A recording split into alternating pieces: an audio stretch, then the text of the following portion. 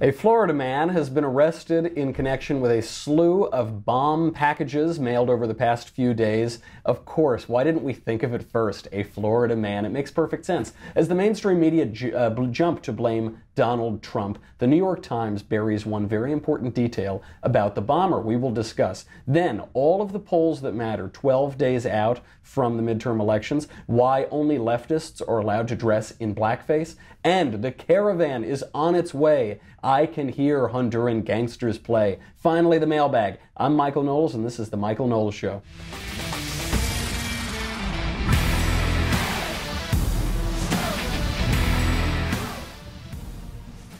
More bombs being delivered. They finally got the guy. He seems like a total weirdo, as you might imagine. We will analyze, and not only will we analyze this guy and the bombs and possible motives, we will analyze the media's reaction to all of it. But first, we have got to make a little money, honey. I'm here. I've got about a 5-second stopover in New York. So on my way, I'm going to be speaking at Alabama on Monday night. It's going to be a lot of fun. I've had a lot of fun in Sioux Falls, Augustana University last night. I was at Grand Canyon the night before.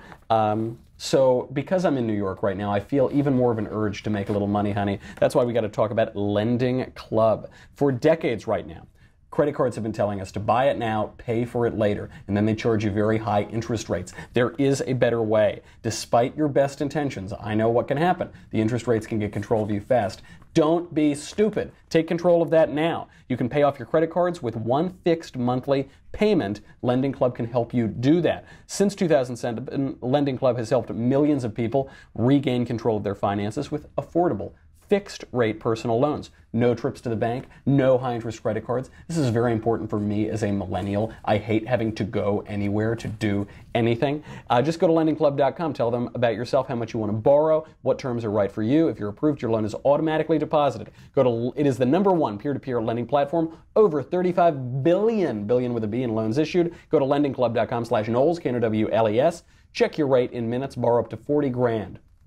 lendingclub.com/Knowles, lendingclub.com/Knowles. All loans made by WebBank, member FDIC, equal housing lender. Let's talk about the bombs. They got this guy. They arrested him. Honestly, there are more questions than answers at this point, but good job on law enforcement for tracking him down. It was reported at first that he was a white man. Now it is being reported that he is Native American, although as Senatrix Elizabeth Liawatha Warren taught us last week, even if you're entirely white, you still can be Native American. So we haven't figured out exactly which it is yet. But the guy seems like a total Looney Tune. Obviously, he's just accused right now. But if it's him, he's made bomb threats before. In 2002, he threatened to blow up the Florida Power and Light Corporation and said that it would be worse than 9/11. He's apparently not very good at making bombs. He's been arrested many times before for theft and burglary, so definitely seems like a weirdo. There are some questions to be raised here. One is why none of the bombs worked. None of them. I mean, this guy, I'm glad to say, Mirabile Dictu, is the worst bomb maker ever. He's just not good at it. He's the worst bomb maker for a few reasons, actually. One, because he might be screwing up all of the momentum going to Republicans in the midterms, and he's screwing up our jobs not mobs narrative.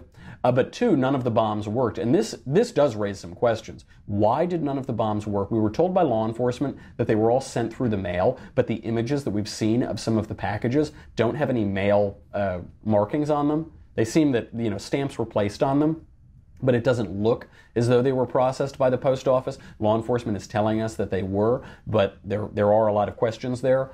So there were a few theories. I felt there were 4 theories about who was doing this. We still don't really know much about this guy, so I guess all of them are still in play. The most generous theory for the left is that it's a wacky right-winger who doesn't want to cause actual harm. So when he was found in like the creepiest van you could ever imagine, and the van had all of these stickers on it, all of these right-wing, pro-Trump stickers on it, and they were all really nicely done, seemed quite new, and it seemed a little on the nose, not to be a conspiracy theorist or anything, but you just think, all right, if you want a guy to seem like a right-winger, you'd put all of these brand new stickers like, I voted for Trump on it. So I felt that was the most generous to the left, and probably though that's unlikely, that he doesn't want to cause actual harm. I think the much more likely scenario, which is also pretty generous to the left in this, is that he's some wacky populist type on the right or the left, kind of like the Bernie bro who shot up the congressional baseball game. This guy would be the Trumpy version of that. And because all of the people that were targeted are establishment people, the Clintons, Soros, Eric Holder, John Brennan, they weren't going after the Bernie Sanders side of the Democratic Party. They weren't going after Alexandria Ocasio-Cortez. So I could see it, as a populist type, and that's what the evidence seems to suggest now. Then the less generous idea for the left is that it was some lefty who wanted to make conservatives look bad. It doesn't seem that that's likely anymore, but who knows? Again, we don't really know anything about this guy. Plausible. I think it's still too wild, though. And then the most conspiratorial tinfoil hat theory, the most, they're turning the frickin' frogs gay theory, is that it's some plot, by bureaucrats to undermine President Trump. That also doesn't seem likely. And the reason it doesn't seem likely, to put a damper on some of my more conspiratorial right-wing friends, is that there were so many states involved, there were so many law enforcement agencies involved, that if it were some grand conspiracy, I think somebody would have leaked it. There would have been some whistleblower. So again, I don't think that's likely. It seemed to me number 2 or number 3 were the most likely.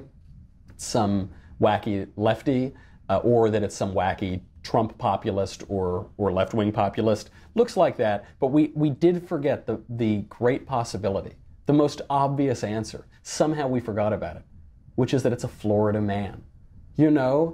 It's always Florida man. That guy, he must never sleep. Florida man just flits about doing the craziest things, including sending horribly constructed bombs to politicians. And what's weird, too, about the bombs is that they had a digital clock on a number of them. Some of them, apparently, weren't even able to explode. So we'll get to this in a second, because the New York Times even admits this and buried the lead. But just to wrap it up on Florida man, there was a story that came out last week about these 2 girls in Florida, an 11-year-old and a 12-year-old, who were Satanists planning to murder their classmates and eat them. That's true. That's not hyperbolic. The story came out. Here is a quote from the news headline. When asked about motivation, the girls reportedly told police that they were Satan worshippers. According to police, the girls planned to drink their victims' blood out of the goblet they were found with. They also discussed eating their victims' flesh and leaving body parts at the school's entrance before killing themselves. Florida man, Florida girls. These girls were 11 and 12. Florida man, right before Halloween. By the way, for anybody out there who doubts the existence of personified evil, who laughs at people for believing in the devil or believing in personified evil, how do you explain that? How do you explain 12-year-old girls who want to participate in a satanic ritual like that? A little bit of a sidebar. But Florida man, unsurprising. So we don't know a whole lot right now. I do get a kick out of the fact that after these multiple weeks of Liz Warren, the whitest woman in America, pretending to be a Native American, this suspect may actually be a Native American, like a real Native American. He apparently lists tribal affiliation in certain documents, so we'll have to see how that plays out. But the one thing I think that we can all conclude, we know it for sure, is that this is Donald Trump's fault, right? I think we have to conclude that. Because, look, I've been watching a lot of CNN. I've been in airports a lot this week, and when you're at airports, the only place that CNN is played in the entire world is on airport televisions. And they told me it's Trump's fault because apparently, I don't know if you know this, Trump has had a lot of violent rhetoric. He's been very violent in his rhetoric. He's calling for a lot of violence. And have you heard, I Googled it and I found a video. Here is all the violent rhetoric from President Trump recently. They go low, we kick. And if you see anybody in a restaurant, in a department store, at a gasoline station. You get out and you create a crowd. And you push back on them. And you tell them they're not welcome.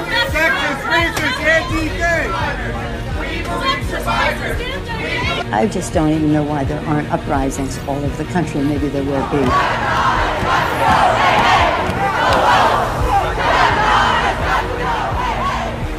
You cannot be civil with a political party that wants to destroy what you stand for, what you care about. Get up and please get up in the face of some Congress people. Is this the quote-unquote mob? Wow, that's so weird. Donald Trump sounds a lot like Spartacus, doesn't he?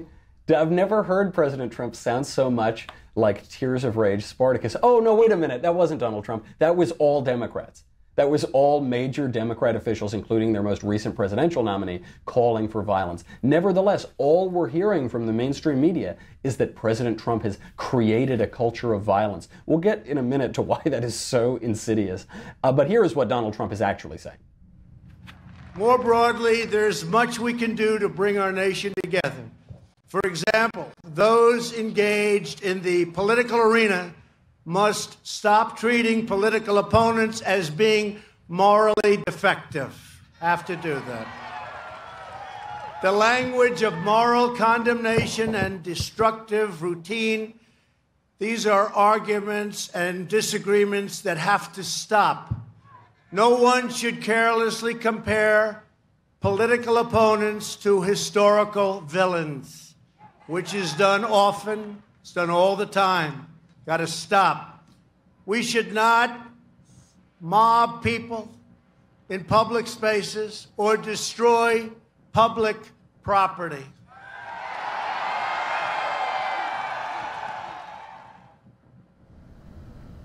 He's exactly right. It was exactly what he should have said, got it right. Who could possibly object to it? We know who does. CNN and the New York Times object to it. We'll get to that in a second. First, let's make a little bit more money, honey. Let's talk about Mint Mobile. This will actually save you a ton of money. The big in big wireless stands for a lot of things.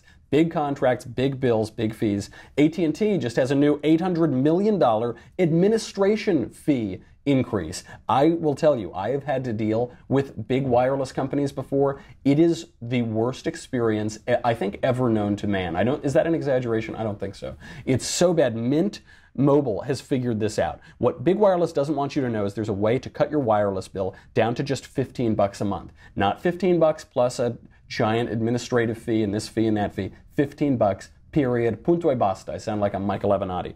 It's incredible. Mint Mobile cuts it down. You can use your own phone with any Mint Mobile plan. You can keep your old number along with it. You choose between 2, 5, and 10 gigabyte 4G LTE plans. You can try it out. Mint Mobile has you covered with their 7-day money-back guarantee. Outfox Big Wireless. You can cut down. You can end up paying a fraction of your old bill. This is an incredible plan. Get your new wireless plan for just $15 a month, plus free shipping on your new Mint Mobile SIM card. Go to mintmobile.com/covfefe, C-O-V-F-E-F-E, mintmobile.com/covfefe. Cut your bill down to $15 a month. Get a free shipping on your Mint Mobile SIM card. mintmobile.com/covfefe, C-O-V-F-E-F-E. President Trump is exactly right here. He's exactly right. The media have been egregious about all of this. First of all, he's right that we should all come together. We should.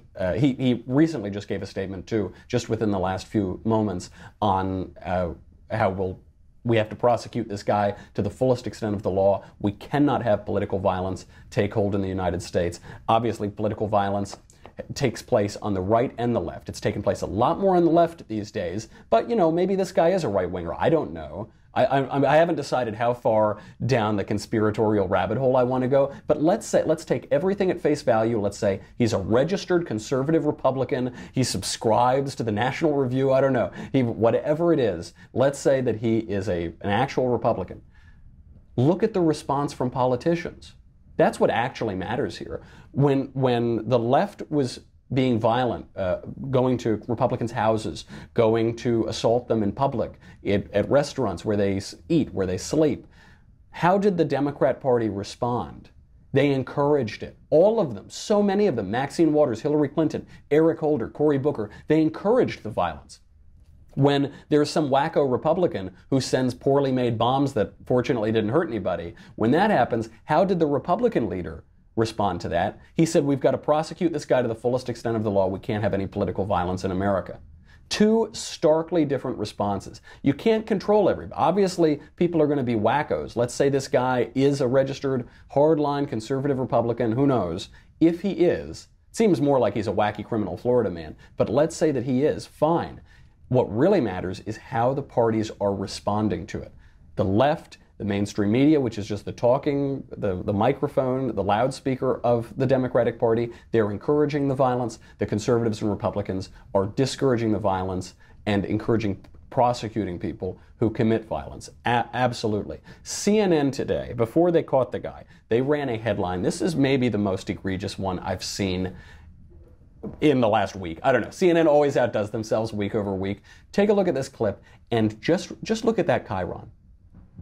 We definitely see a pipe-shaped figure in the X-rays. We definitely see wires surrounding and within the devices themselves. A clock. That clock could have been used to actually activate the device.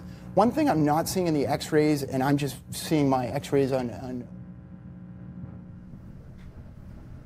So you see that there, quote, 10 packages sent to Trump targets. Trump targets. What do they mean? They mean Democrats. There were 10 packages sent to Democrats, but they say Trump targets as if Trump is there masterminding the bomb plot. That's the implication. That's what they want their viewers to take away. That's plainly what the language says. Trump has targeted these people, and now this guy is sending poorly constructed bombs to them. That's the implication. And that's just a flat lie. And the New York Times complains when we call them fake news. They say, we're an apple, we're a banana, whatever that commercial was. That is fake news. That's a lie, and it's libel. I mean, that is true calumny against the president. The New York Times was a little better. Their headline was just as egregious, but you got to watch how the New York Times writes. So the New York Times headline on this was, quote, pipe bombs sent to Democrats and Trump critics. What we know and don't know. Yeah, that's true. Trump critics, sure. They could have just said pipe bombs sent to Democrats because all the Democrats are Trump critics. Every single one. Can you name a Democrat who isn't a Trump critic?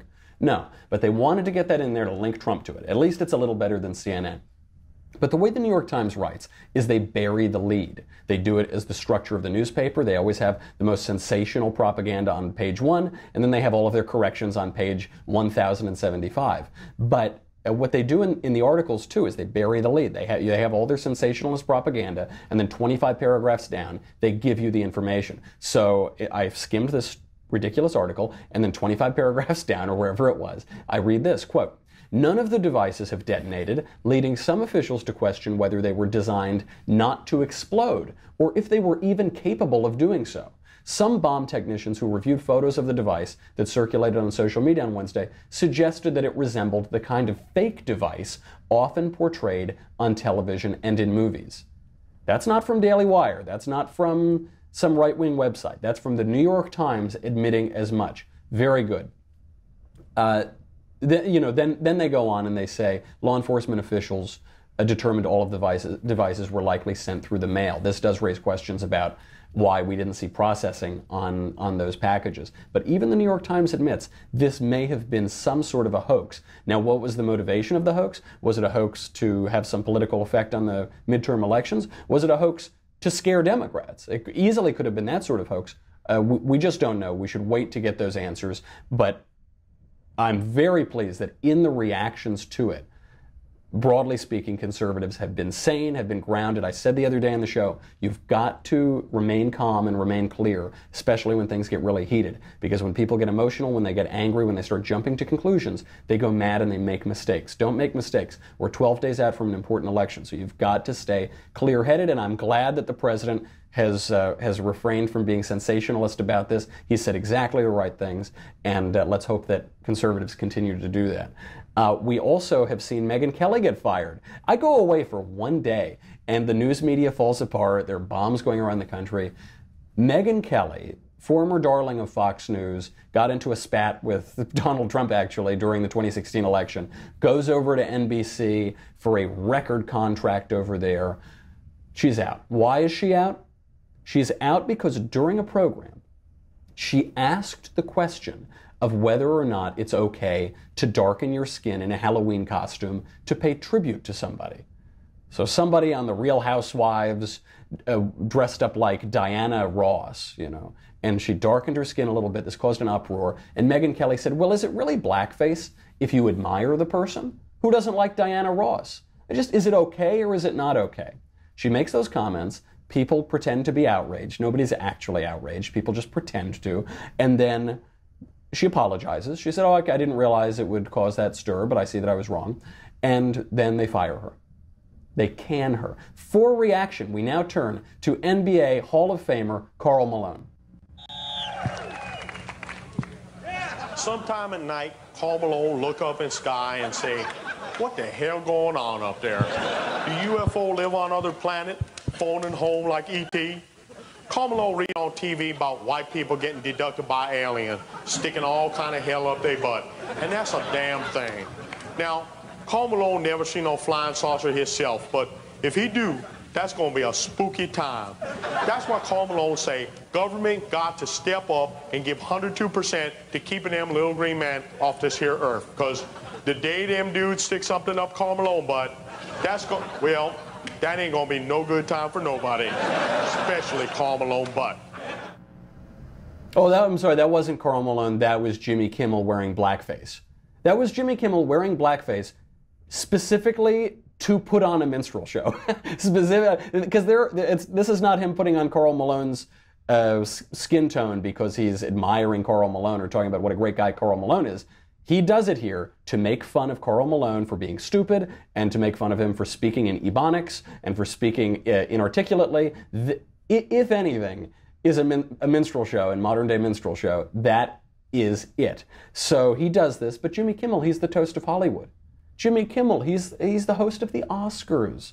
Jimmy Kimmel has a late night show. Okay, now at the time, that was on Comedy Central. And what was it, 15 years ago, 20 years ago that came out? So he wears blackface, no reaction whatsoever, including now, no reaction. But fine, you could say, well, it was a different time. It was on a comedy channel that was always provocative, and it was a cable network. Oh, it's not the same. So that's fine. I do hear that point. For reaction, for real reaction, we turn now to comedian Chris Rock.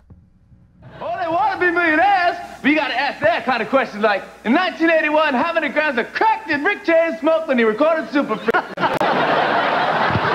Regis, you think the only way to get a brother on the show is to name it Who Wants $50 Cash and a Pair of Pumas?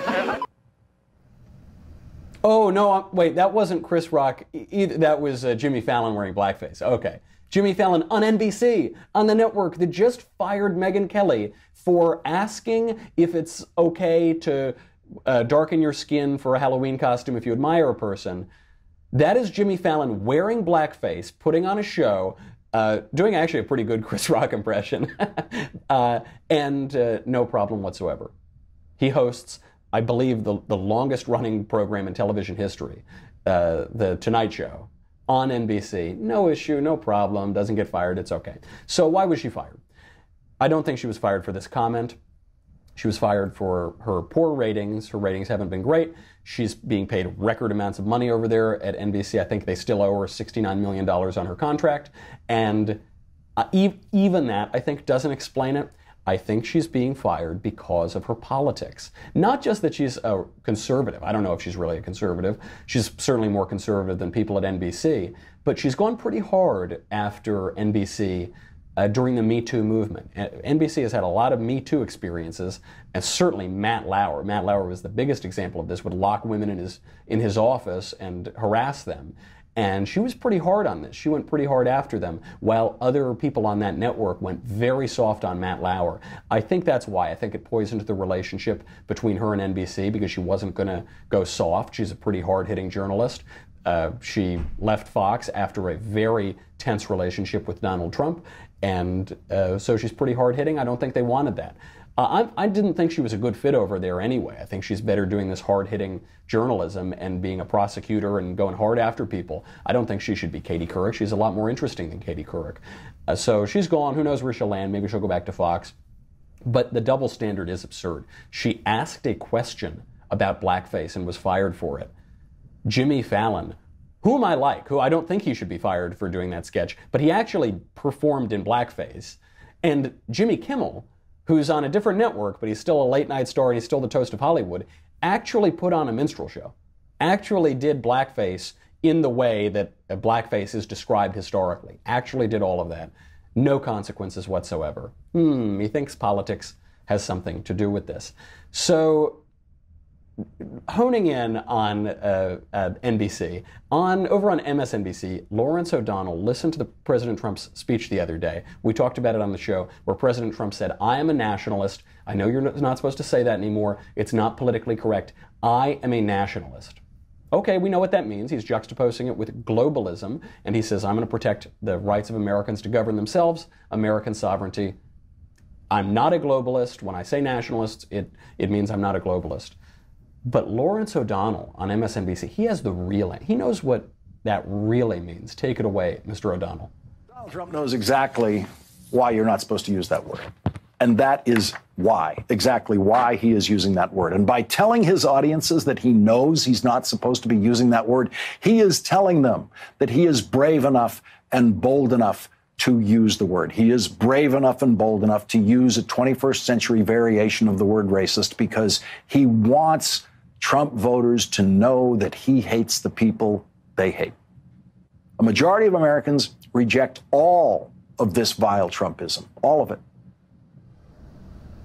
Nationalist apparently means racist to Lawrence O'Donnell because to the left, anything they don't like is racism. Racist is just the word that they substitute for evil. They think of them as synonyms. So they say, oh yeah, it's evil. If Trump does it, it's evil. Now, of course, this isn't the case. Moses was a nationalist. Nationalism has a long history.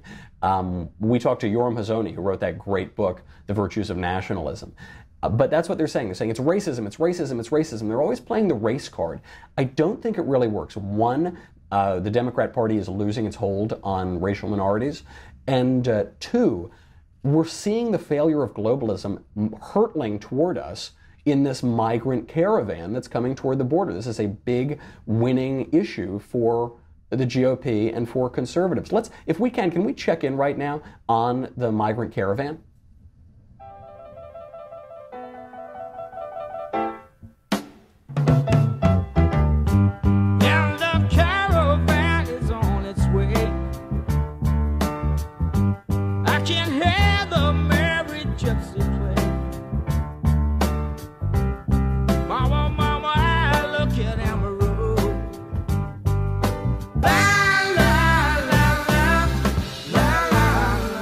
Wow. The juxtaposition. The juxtaposition between that, it's just the caravan. The caravan's painted red and white. It's not. It's actually painted with some criminals. It's painted possibly with people who want to do harm to this country. It's painted with cynical leftists who are going to exploit our extremely generous immigration policy. That's what I think. Whenever I hear this caravan, I just think like, la, la, la, la.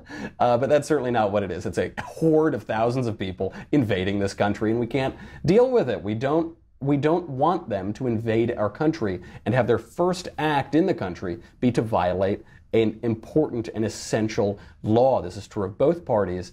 And so it's a winning issue. I mean, I think, when people start calling you names, when people like Lawrence O'Donnell say, that's racism, that's just racism, that's how you know you're onto something.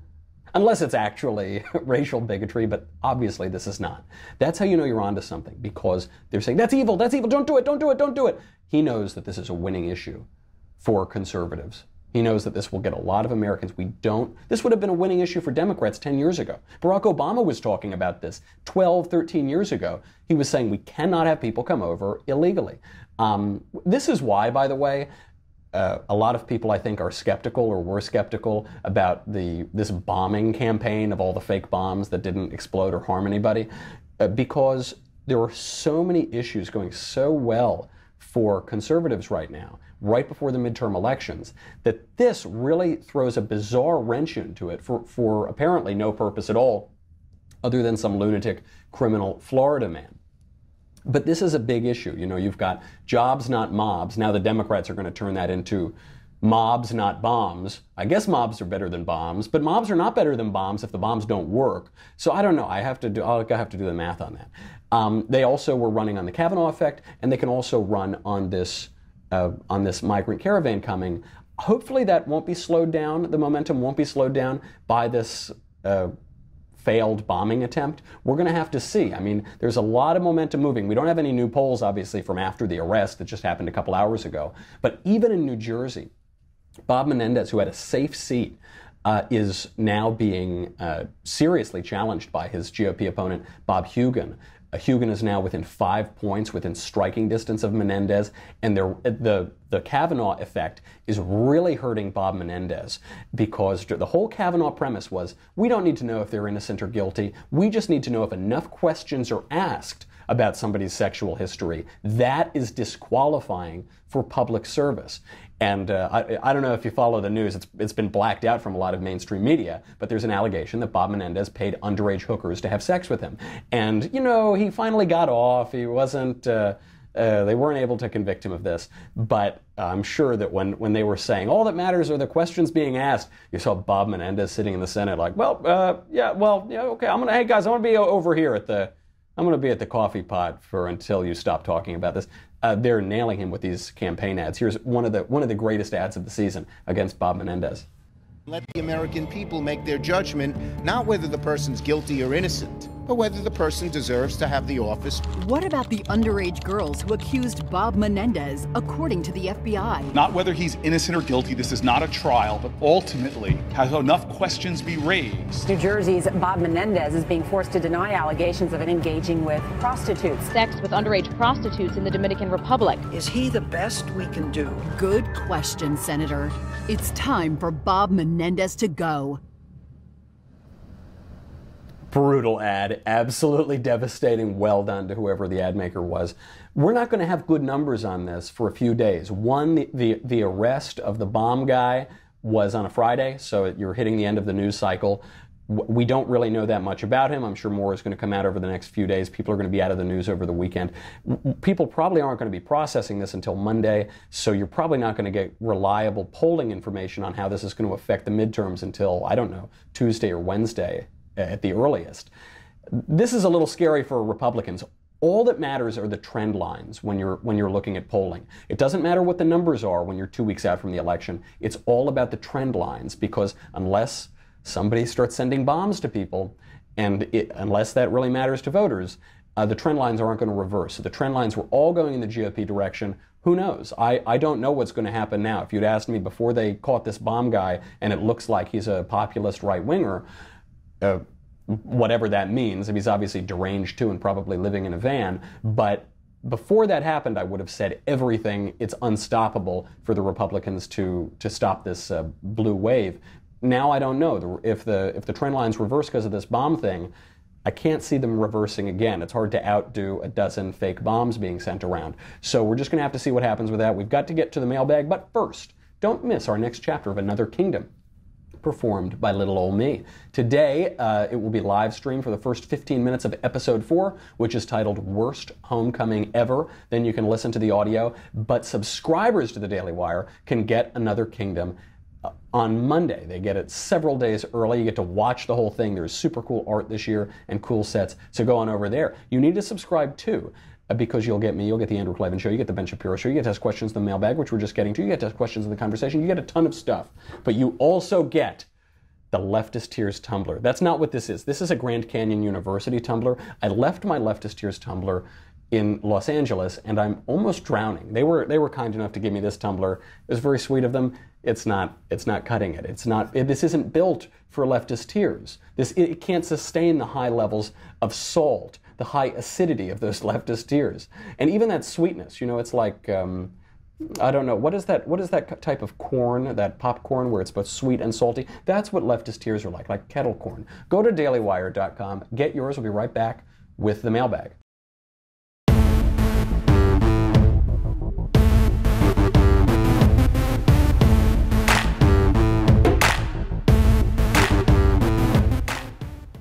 From Aaron. Hey, Michael. I've been dating this girl for coming up on a year now, and I have to say that objectively, she seems like the kind of girl I should be proposing to.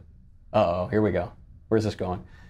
But I find myself constantly with the urge to look elsewhere for female attention because I feel less and less attracted to her physically. I don't want to be the kind of guy that breaks up with a girl because she's not the body type I'm looking for. In a way, I think I'm looking for permission. Permission to what? Permission to break up with her is what you're saying. I'm 22 if that info is necessary. Okay. You should break up with her. That's the simple answer. You should break up with her. This is what I know you tried to put it in this nice language. What you just said to me is, in theory, I'm in love with this girl, but in reality, I'm not. Go for the reality, man. You're going to be married in real life to your wife, and you should be physically attracted to her. You really should. I don't want to tell any tales out of school, you know. I don't want to, I invite you into my boudoir enough when I'm selling you purple mattresses. Sweet little Elise is a real looker, you know. I mean, that's a big deal. That's a big deal. You're a man. You have red blood. You have to be attracted to your future wife or fiancée or girlfriend. You have to be attracted to her. That doesn't mean, by the way, that she's got to be a supermodel or she's got to have one particular body type or this or that. That's not how attraction works. You can find yourself extraordinarily attracted to some aspect of her personality that maybe overwhelms physical attributes that you're not as physically attracted to. Okay, fine, that totally makes sense, but there has to be an attraction. You're not starting a business with somebody.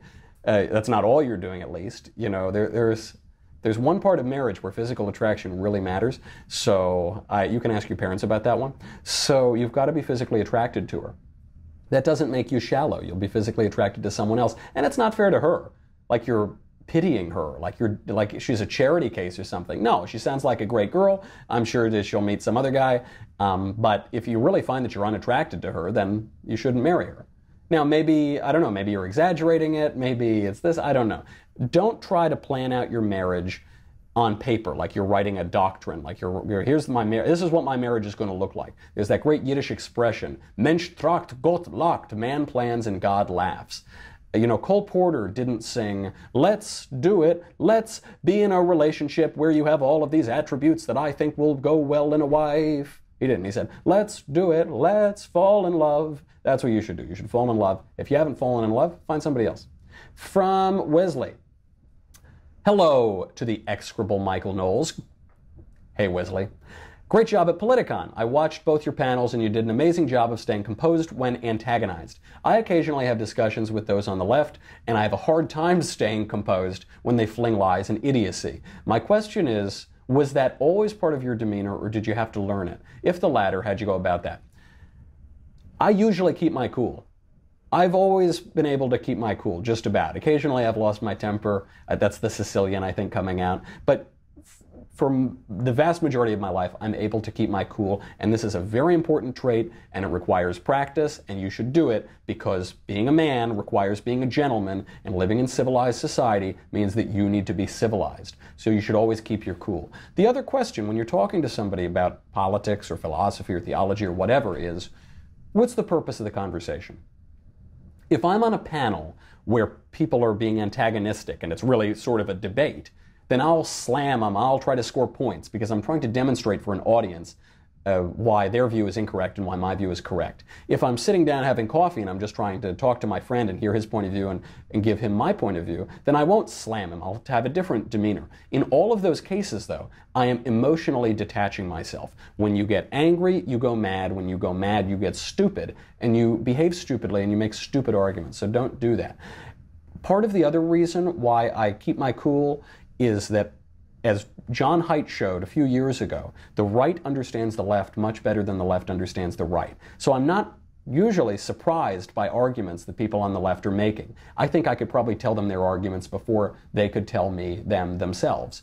The left is surprised by what the right says because they don't understand the right. So when you tell arguments to them, they don't really understand them, or they haven't thought about them before, and they get very irate. They get very angry about what they don't understand. You should seek to understand it. If you find yourself getting angry all the time, it might be because you don't understand their point of view. So you should read up on it. I assure you it's wrong, but you should read up on it at least so that you can tell that yourself and remain civil. You know, other people yelling idiocy at you cannot degrade you. Only you can degrade you. Only you can compromise your integrity. Only you can make yourself look foolish and humiliate yourself. So don't do it. Always stay composed. Always be the bigger guy. Be tough, be hard, bring him a fight, but don't be nasty, don't be brutish. That doesn't serve anybody.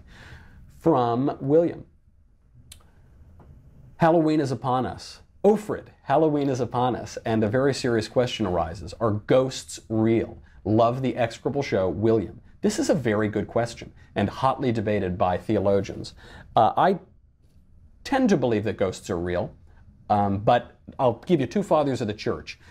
St. Augustine, the guy who wrote City of God, Confessions, broadly, he rejected the existence of ghosts. St. Thomas Aquinas, who wrote the Summa Theologica, believed that ghosts exist and that they come, a ghost is a disembodied spirit, a disembodied soul. Human beings are soul and flesh. When you die, you lose your flesh and the soul is separated. At the end of time, at the end of the ages, at the second coming, Christian theology states that we will be united, our souls and our bodies, and the redeemed will have glorified bodies, and things don't go as well for the people who are damned. But before the end of time, can a disembodied spirit or soul come back and show itself? From Scripture, certainly that seems to be the case. We know at the transfiguration of Christ, he's standing up there with Moses. Moses wasn't standing there in his flesh, was he? That was a disembodied spirit. We know that angels can manifest themselves, demons can manifest themselves. In Christian theology, we see this. So I tend to side with Thomas Aquinas, but I don't go looking for ghosts. Also because there are spirits in this world. I know it's very unfashionable to say that in our materialist times, but there are spirits. There are principalities and powers. There is spiritual wickedness in high places. There is personified evil, and there is personified good. And so don't go looking for ghosts. Don't go trying to communicate with the dead, and don't go trying to talk to demons. I mean, that story about Satanism in Florida, where the 11 and 12-year-old girls are going to murder and eat their classmates and as a sacrifice to Satan. That should remind you that there is personified evil in the world. Don't go looking for it. Just keep your eyes up, looking at God, and do the right thing, and don't be worried about where you're going afterward. And watch out for ghosts. From Robert.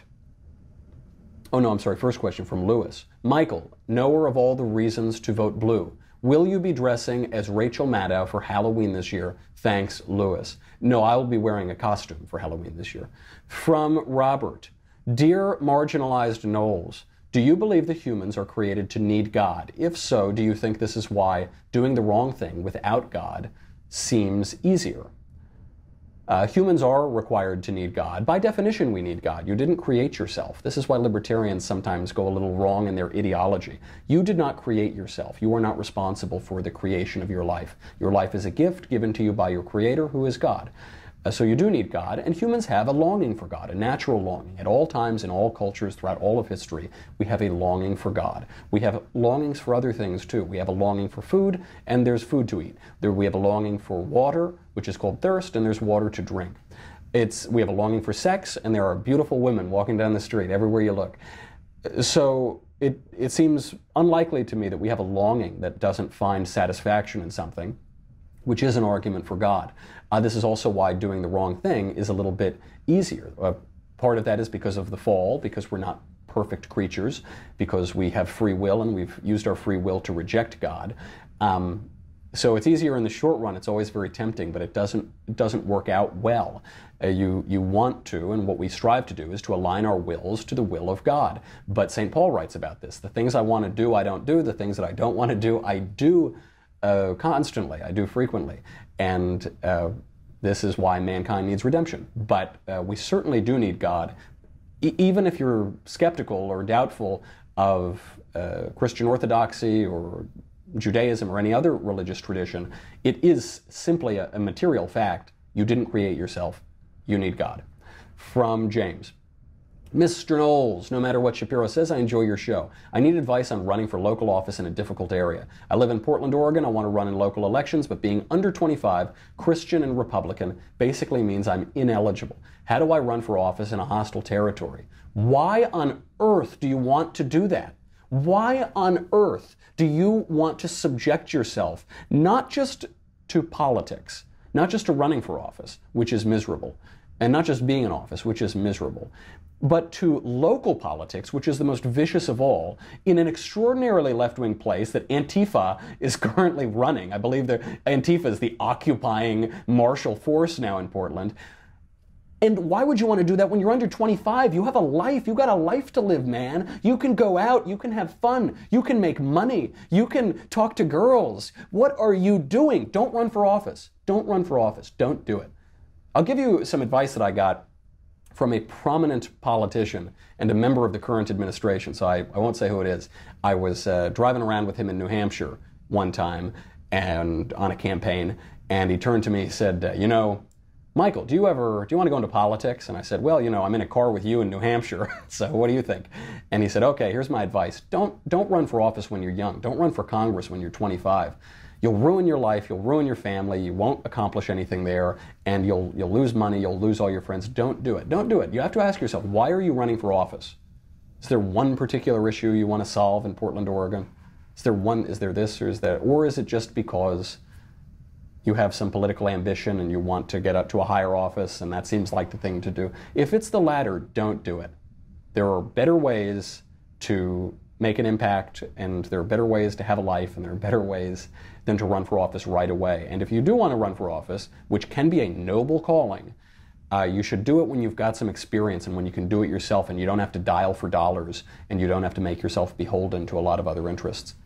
Just my 2 cents. Do we have time for one more? I'll do one more. We don't, but I'll do one more anyway. From Patrick. Knowles, I heard some person arguing the other day that people who are pro-life are also for the death penalty are hypocrites. How do you object to this? Thanks. Hashtag came for Ben, stayed for Knowles. Yeah, good man. It's a stupid point. I don't know. How do I respond to that? How do I respond when people say to me, blah, blah, blah, blah, blah? I don't respond to it. I say, okay, yeah, that has no semantic value, what you've just conveyed. I think the confusion among people is from the slogan, pro-life. It's a good slogan, and it says broadly what we mean, but what we really mean is that we object to the killing in the womb of unborn babies without due process who are utterly innocent. We object to that. Of course we object to that. There's no refutation of that objection. It's an evil, awful thing that is indefensible. So we object to that. They say, well, but so you support punishing criminals? Yes, I support punishing criminals. You think that the state has the ability, has the right to punish criminals? Yes, of course. That's the definition of government. That's the definition of a justice system. Well, okay, you can punish them, but they shouldn't be able to kill them, should they? Why is it okay for the state to take someone's entire life away, keep them in prison for 60 years behind bars in solitary confinement, but it's not okay to kill them? If anything, death is a far more just and merciful punishment than life imprisonment or life in solitary confinement or something like that. The latter actually is cruel and unusual. At the time of the ratification of our Constitution, the punishment for a felony was hanging, was death. That was virtually the definition of a felony. Everyone had capital punishment, nothing unusual about it. Keeping somebody in prison for 50 years, 30 years, whatever the sentence is, that is unusual, and I do find it cruel. I think it's much harder to make the case for that than to make the case for the death penalty. There are 3 different kinds of punishment. Punitive punishment, rehabilitative punishment, therapeutic, trying to reintegrate them into society, and a deterrent punishment to try to deter other people in society from committing that crime. Right now, we only focus on rehabilitation. We always say we're going to rehabilitate these criminals. Okay, that's fine, but also justice demands punitive punishment and it demands deterrent punishment to protect the rest of society.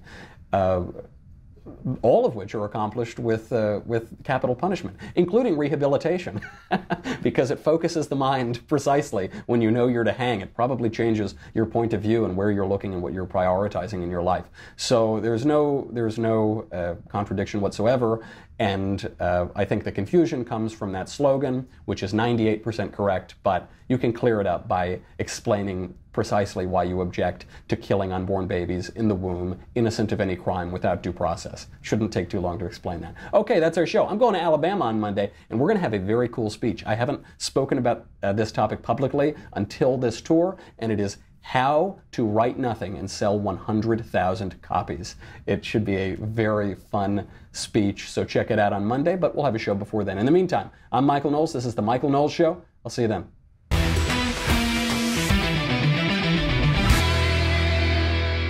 The Michael Knowles Show is produced by Senia Villarreal, executive producer Jeremy Boring, senior producer Jonathan Hay, our supervising producer Mathis Glover, and our technical producer is Austin Stevens, edited by Jim Nickel. Audio is mixed by Mike Coromina. Hair and makeup is by Jesua Olvera. The Michael Knowles Show is a Daily Wire Forward Publishing production. Copyright Forward Publishing 2018.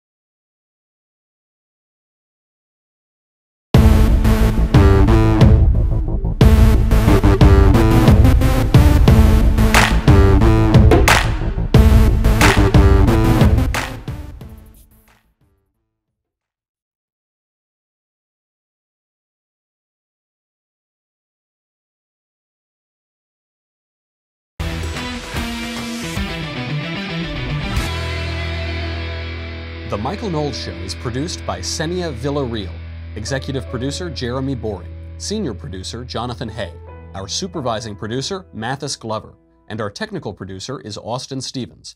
Edited by Jim Nickel. Audio is mixed by Mike Coromina. Hair and makeup is by Jesua Olvera. The Michael Knowles Show is a Daily Wire Forward Publishing production. Copyright Forward Publishing 2018.